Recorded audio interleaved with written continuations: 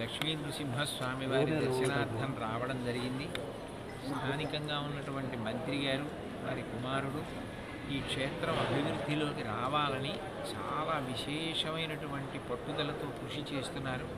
ఆ పైన ఇక్కడ ఉన్నటువంటి అర్చక స్వాములు, ప్రజలు, ఈ దేవస్థానానికి సంబంధించిన వారందరూ కూడా అంత భక్తి తత్పరత కలిగిన వారు. నిజంగా కూడా చాలా అపూర్వమైన దేవాలయాలలో ఇది ఒకటి. మనిషి కోరుకునేది దీర్ఘాయుర్దాయం. ఆయుర్దాయం ఉంటే కదా శరీరంతో ఏదైనా ఆచరించి ధరించడం.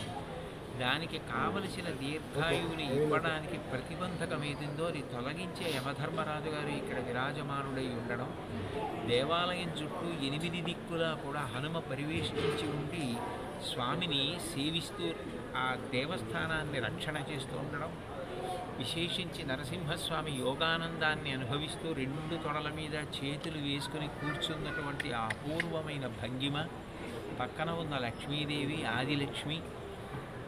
ఇంత గొప్ప దేవస్థానం చాలా అరుదైనటువంటి దేవాలయం, చాలా చాలా అరుదైన దేవాలయం.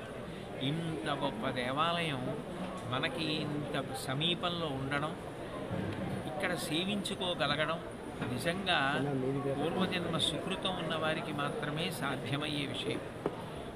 అందరూ ఆ భగవంతుడికి నమస్కరిస్తే ఆయన దర్శనానికి అవకాశాన్ని, అర్హతని కటాక్షిస్తాడు. నా కోరిక ఒక్కటే, అందరూ ఇంత గొప్ప దేవస్థానాన్ని వినియోగించుకొని వచ్చి దర్శనం చేసుకొని స్వామి కృపకు పాత్రులై ధర్మాన్ని అనుష్ఠిస్తూ శాంతి భద్రతలతో అన్ని చోట్ల అన్ని రాష్ట్రాలు వృద్ధిలోకి వచ్చేటట్టుగా భగవంతుడు తన నిర్హేతుక కృపాకటాక్ష వీక్షణములను అందరి యందు ప్రసరించుగాక.